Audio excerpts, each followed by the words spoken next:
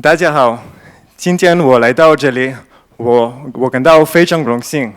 我是 Kfir Aberman，我们都是以色列的研究人员。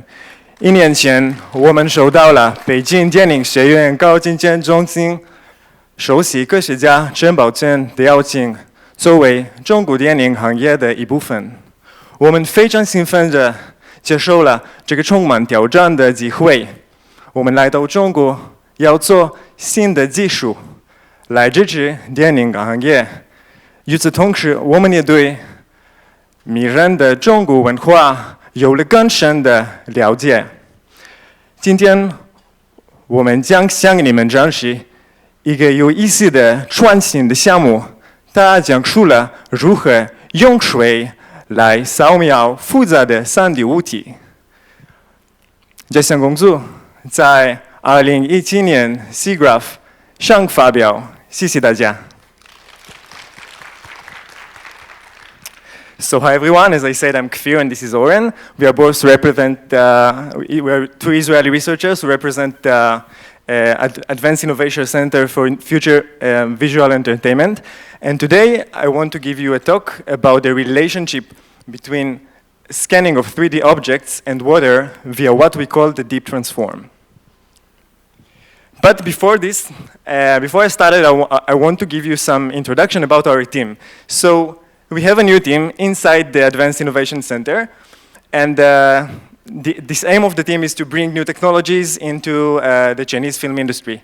So as you can see, this team is led by Chambao Chen, the chief scientist of the center, and we have some full-time researchers like us and talented Wang Bin. And we have also some part-time researchers and also international collaborations with other professors. And we also have some visiting professors and intern students. And this center is located here in the Beijing Film Academy.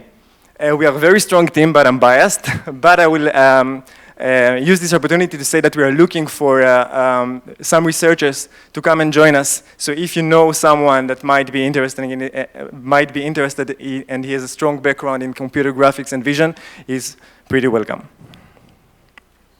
So our main goal is actually to make research on shape acquisition and scene acquisition and processing, or everything that is related to the capturing of the reality. So what I'm going to present you now is we are pretty new, but we already have one SIGGRAPH paper, and this is the one that you're going to see right now. So our story began a year ago in Xishuangbanna, a very beautiful places in south of China. So we were in a kind of conference. It was a Chinese-Israel conference, and on our way back to the hotel, we saw this very nice sculpture of 3 standing elephants, and we wonder how can a regular optical scanner will be able to reconstruct this shape? Because as you can notice, this shape has many hidden parts, which means that we have no line of sight between the optical scanner and the surface of the objects. And this is one of the requirements of a conventional optical scanner. So this is an example for how conventional 3D optical scanning is performed today. So there are some techniques to use some optical scanners. We can use an array of cameras, but however, as I said, the reconstructed point of the point cloud should be all accessible to the sensor. And for example, we can see this result for the fragility statue. We can see that in the reconstruction, we have many missing parts, and it's due to the fact that there is no line of sight between the sensor and the object itself. Let's take it one step further and speak about optical scanners. So if you look about like some transparent object, we know that there is a limited scanning ability of glossy and transparent materials. In addition, we can move out of the optical scanning and go to something like computer tomography or CT. But actually, these machines are huge, they're very expensive, and they're radiating. So it doesn't sound that it fits for daily usage, especially in the film industry. So let's be inspired from the Chinese movie scene and speak about water. This is what it is, okay? I said empty your mind. be formless, shapeless, like water. Now you put water into a cup, it becomes the cup. You put water into a bottle, it becomes the bottle. You put it in a teapot, it becomes the teapot. Now water can flow, or it can crash. Be water, my friend. So be water, my friends, and as Bruce Lee said, water can adapt their shape into the object or the device that are inside, that we put them inside. So it might sound like kind of good idea to use water in order to scan and to reach the inaccessible parts. But as a sensor, what actually we can measure with water? How can we do it in practice? So I want to take you back 2,000 years ago. When Archimedes shouted in his best, Eureka, which means that he discovered that the volume of his submerged body is equal to the volume of the overflowed water.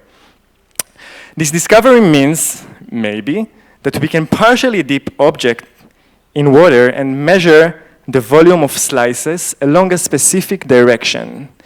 And this is the main question of our work. Can we reconstruct 3D geometry using volumetric measurement?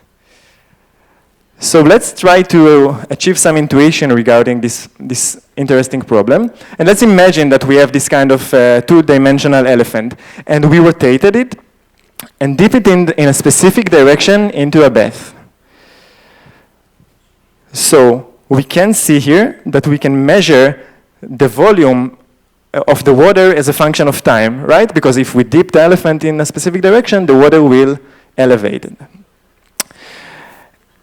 But what can we say about the signal, actually? So if we look at the derivative of the signal, which means like small changes between consecutive samples, we can get something like this.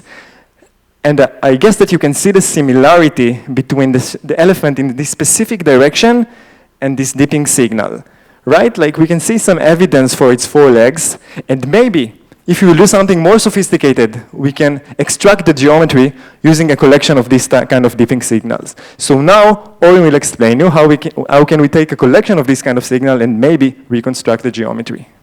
Okay, thank you, Kfir. So I think it's pretty clear and intuitive that using just one signal, we cannot reconstruct the object, as many objects will share the same dipping profile. However, if we multi-dip it, we hope that we will be able to reconstruct an object.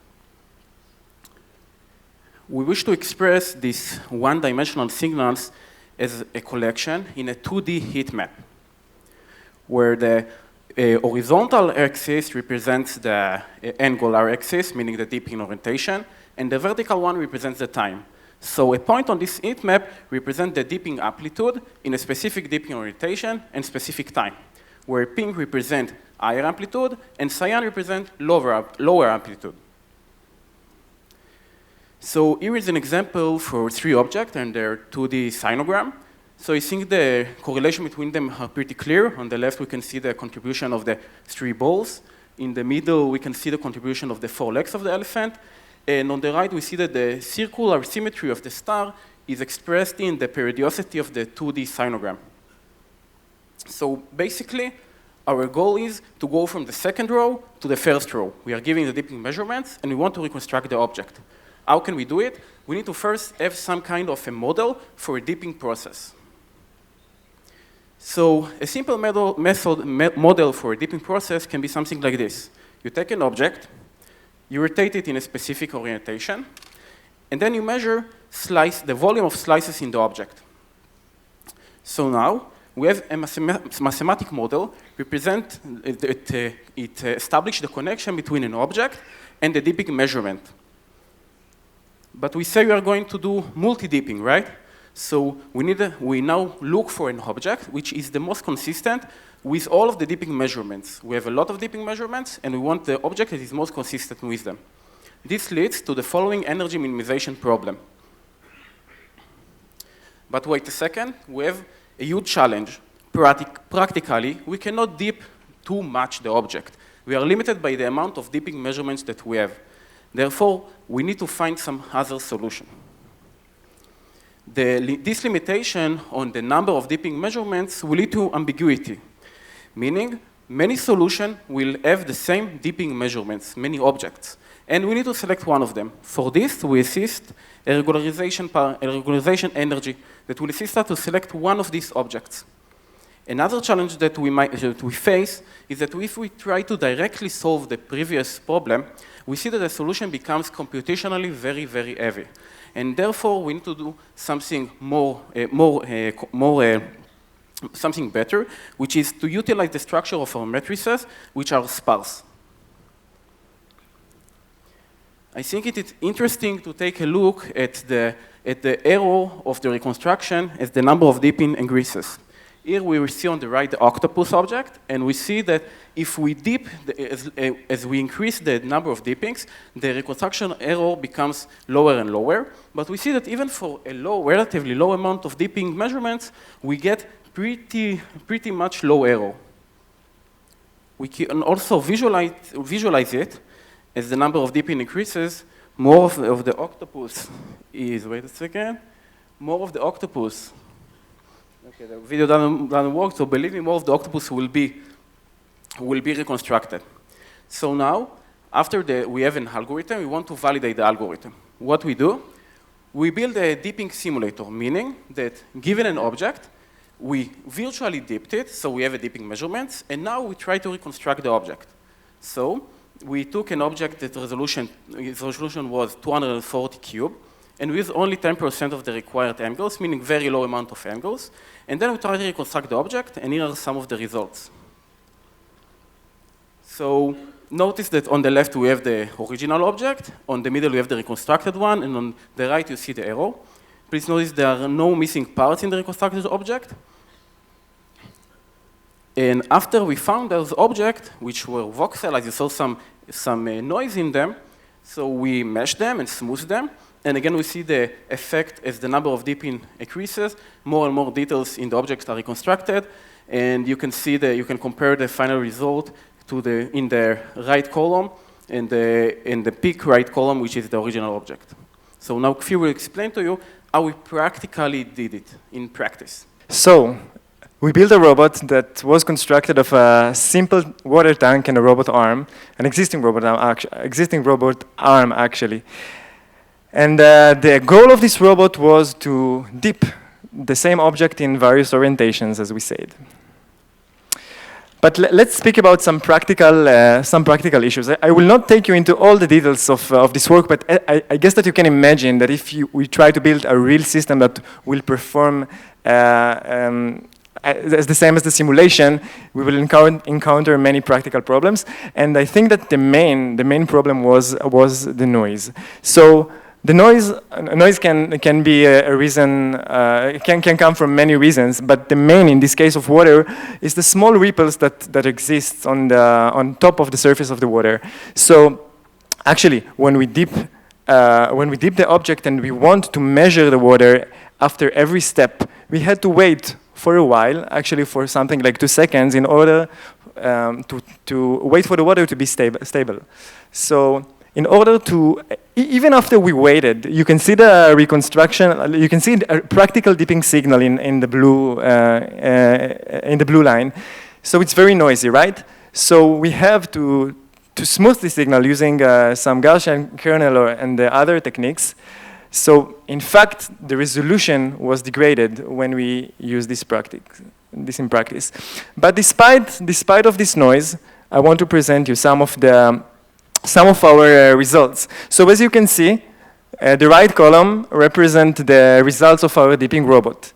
In the middle column, we see the results of our conventional optical scanners.